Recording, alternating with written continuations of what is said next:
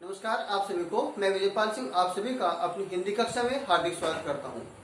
आज का हमारा प्रकरण है हिंदी साहित्य के महत्वपूर्ण प्रश्न।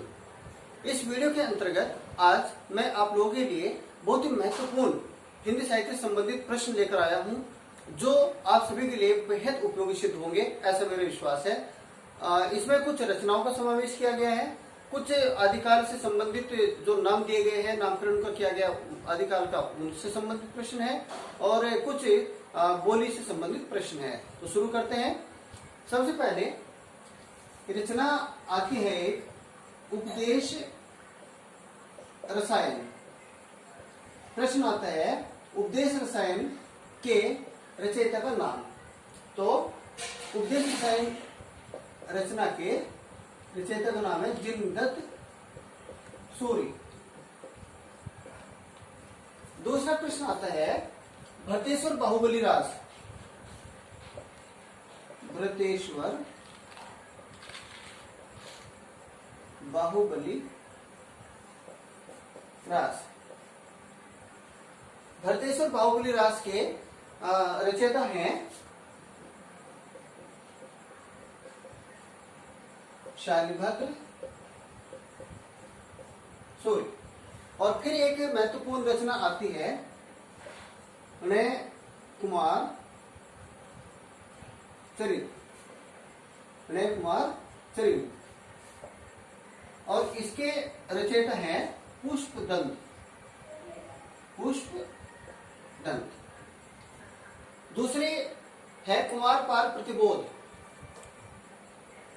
कुमार पाल प्रतिबोध। रचनाओं को इस प्रकार से इकहरे उद्धरण चिन्ह में रखा जाता है, हमें इसको लिखना चाहिए ऐसे। तो कुमार पाल प्रतिबोध के रचयिता हैं सोमप्रभ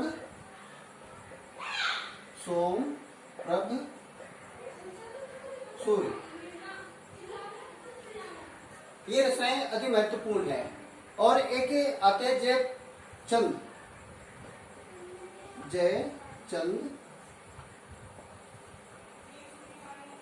प्रकाश। जयचंद प्रकाश किसकी रचना है? भट्ट केदार। जयचंद प्रकाश जो रचना है वह है भट्ट केदार जी की। हमारे हो गए 1 2 3 4 5 प्रश्न। तो प्रश्न देख लेंगे। उपदेश रसायन रास किसकी रचना है? जिनदत्त सूरि की है। भरतेश्वर बाहुबली रास किसकी रचना है? शालिभद्र सूरि की है। नय कुमार चरित किसकी रचना है? पुष्पदंत की है। कुमार पाल प्रतिबोध के रचयिता है सोमप्रभ सूरि और जयचंद प्रकाश के रचयिता है भट्ट केदार। अब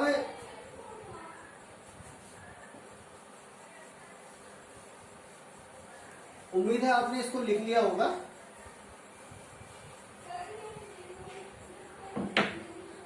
हिंदी साहित्य का प्रथम जो महाकाव्य है माना जाता है पृथ्वीराज रासो को। पृथ्वीराज रासो।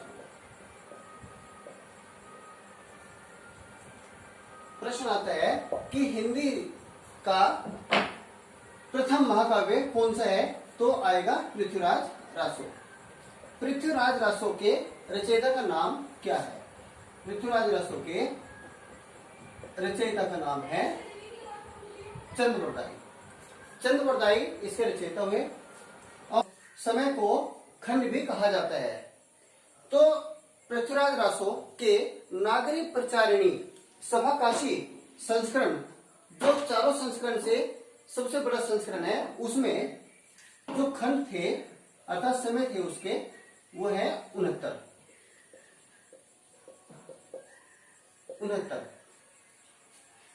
समय है। फिर एक आता है रासो में प्रमाण रासो। प्रमाण रासो जो रचना है ये हमारा है जगनीक की। प्रमाण रासो के रचयिता है जगनीक। फिर आता है खुमान रासो। खुमान रासो। खुमान रासो के रचयिता है दलपति विजय और बीसलदेव रासो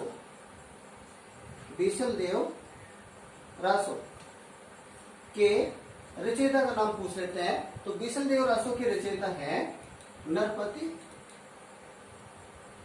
नाले। देखिए यहां पर पृथ्वीराज रासो प्रथम महाकाव्य माना गया और उसके रचयिता चंद्रप्रदाय हुए। उसमें जो समय हुए खंड 69 हुए और यहाँ पर प्रमाण रासो के रचयिता जगनेक हुए। खुमान रासो के रचयिता दलपति विजय हुए। बीसलदेव रासो के रचयिता नरपति नाले हुए। और फिर एक प्रश्न इनमें से बनता है, प्रश्न बनेगा कि प्रमाण रासो, खुमान रासो, बीसलदेव रासो में से गेय काव्य है अर्थात गेय रचना है जिसमें गीत गुण हो, तो गेयता का गुण हो तो गेय रचना है। कौन सी रचना बनेगी उनसे? प्रमाण रासो, खुमान रासो, बीसलदेव रासो में से गेय रचना कौन सी मानी जाती है? बीसलदेव रासो को गेय रचना कहा जाता है, ये माने जाते हैं। अर्थात ये गेय रचना है बीसलदेव रासो, गेय रचना। अब जयमेंक एक रचना है, जयमेंक महत्वपूर्ण, जयमेंक जसचंद्रिका, जयमेंक जसचंद्रिका। इसके जो कवि हैं वह है मधुकर कवि।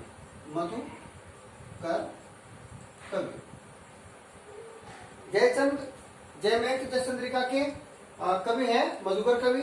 और एक रचना प्राकृत पेंगलम,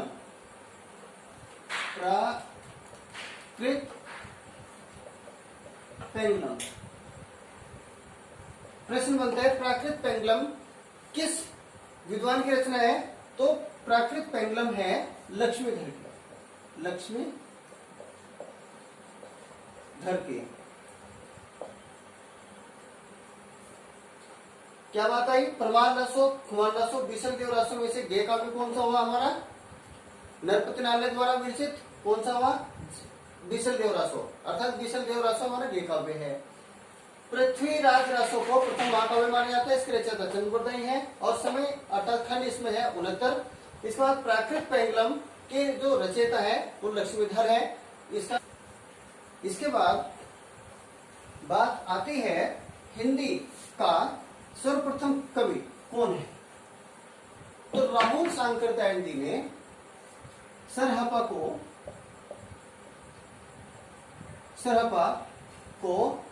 राहुल सांकरत्यायन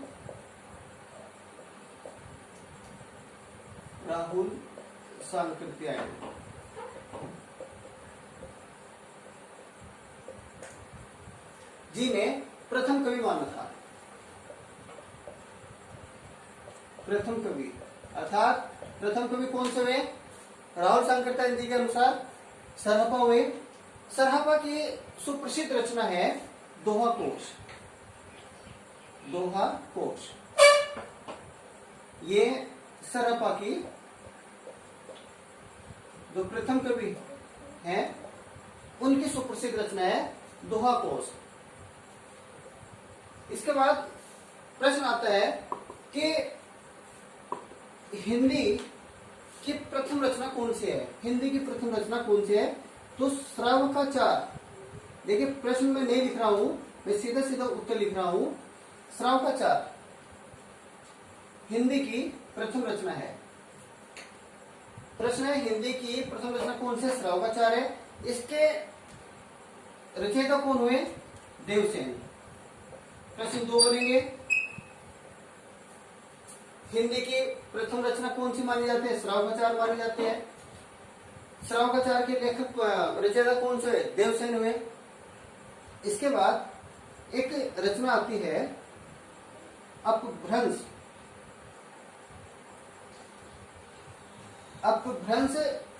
व्याकरण। रचना है अपभ्रंश व्याकरण, इसके रचनाकार कौन हुए? हेमचंद्र।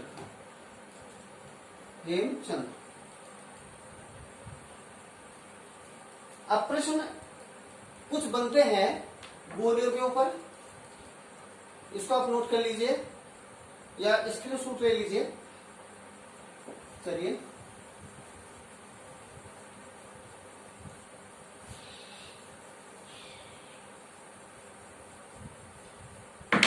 अब प्रश्न है बोलियों से संबंधित। तो हिंदी जो भाषा है, हिंदी भाषा से संबंधित हिंदी क्षेत्र में कुल कितनी बोली बोली जाती हैं? हिंदी क्षेत्र की बोलियां कितनी हैं?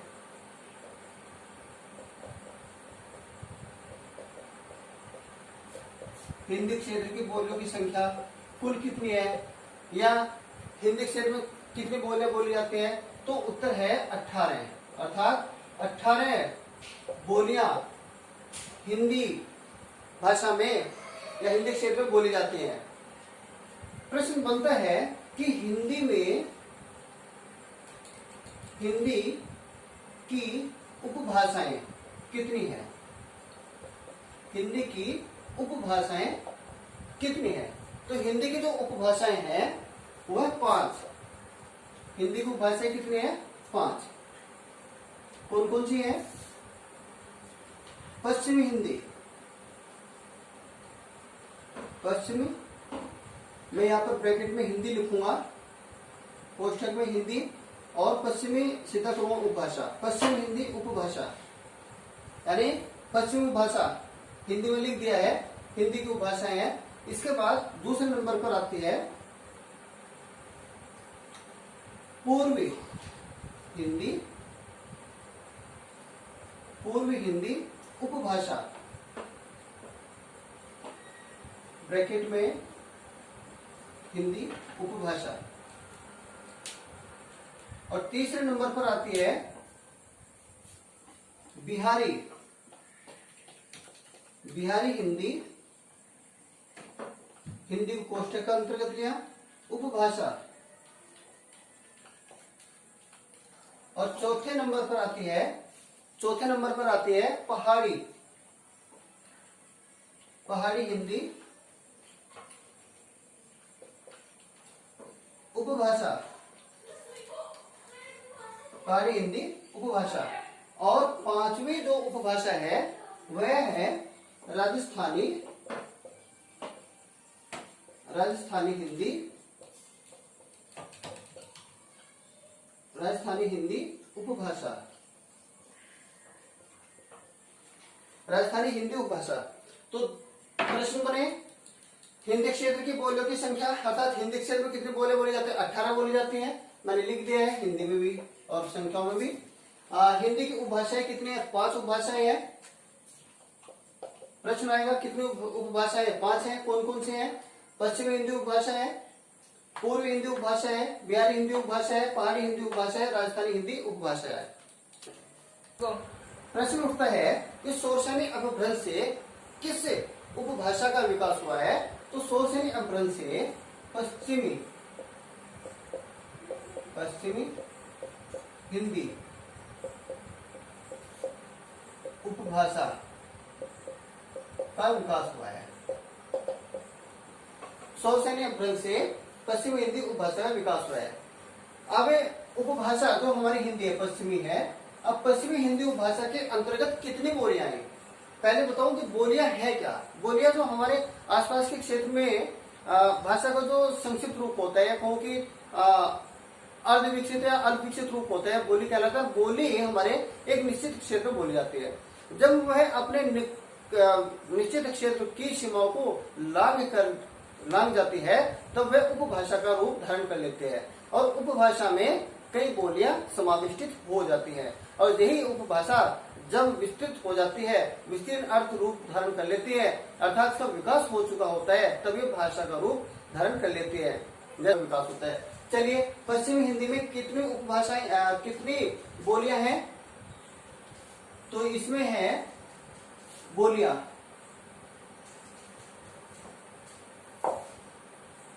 महत्वपूर्ण है बहुत पश्चिम हिंदी उपभाषा, पश्चिम हिंदी उपभाषा। सीधे से यहीं से 5 प्रश्न बनेंगे। उपभाषा में 5 बोलियां समाविष्टित हैं। कौन कौन सी है? Number 1 Bundeli, number 1 Bundeli. और दूसरे नंबर पर है, दूसरी बोली है कन्नौजी।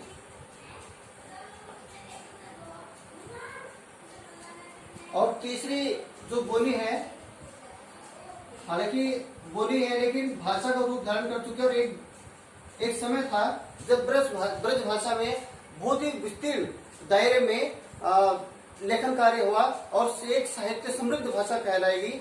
और ये ब्रज भाषा आदि पश्चिम हिंदी के अंतर्गत है। तो बुंदेली हुई, कन्नौजी हुई, और फिर है खड़ी बोली, खड़ी बोली।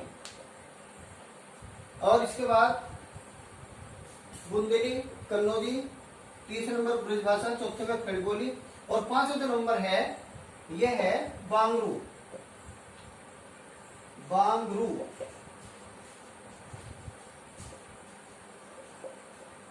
बांगरू। यहां पर आपको बताएं, प्रश्न बनेगा कि शौसेनी अपभ्रंश से किस उपभाषा का विकास हुआ है? तो सीधा सीधा है पश्चिमी अपभ्रंश से पश्चिमी उपभाषा का, पश्चिमी हिंदी उपभाषा का विकास हुआ है। पश्चिमी हिंदी उपभाषा में कितने प्रश्न आते हैं, कितनी बोलियां समाविष्टित है, कितनी बोलियां आती हैं? तो उसमें 5 बोले आते हैं, बुंदेली, कन्नौजी, ब्रज भाषा, खड़ी बोली, बांगरू। अब एक और नया प्रश्न बनता है कि कोरवी किसे कहा जाता है? तो कोरवी क्या है? ये खड़ी बोली को ही कोरवी कहा जाता है। और फिर एक और नया प्रश्न बनता है कि बांगरू किसे कहा जाता है? तो बांगरू का जो दूसरा रूप है वो हरियाणवी। तो आज की वीडियो में हमने बहुत ही महत्वपूर्ण प्रश्नों पर चर्चा की, और मुझे उम्मीद है कि ये वीडियो आप लोगों के लिए बेहद लाभदायक सिद्ध होगी। इसमें से बहुत अच्छे अच्छे प्रश्न हैं और जिनको संकलित करके आपके लिए लेकर आया था। इसमें मैंने प्रश्न नहीं लिखे, सीधे सीधे उत्तर लिखे हैं। उम्मीद है ये वीडियो आप लोगों की अपेक्षा पर खरा उतरेगी। और यदि आपको ये वीडियो पसंद आते हैं तो प्रतियोगी परीक्षार्थियों के हित को ध्यान में रखते हुए कृपया इसको आगे भी शेयर कीजिएगा, लाइक कीजिएगा, सब्सक्राइब कीजिएगा। मिलते हैं अगली वीडियो में, तब तक के लिए आप सभी को हार्दिक नमस्कार।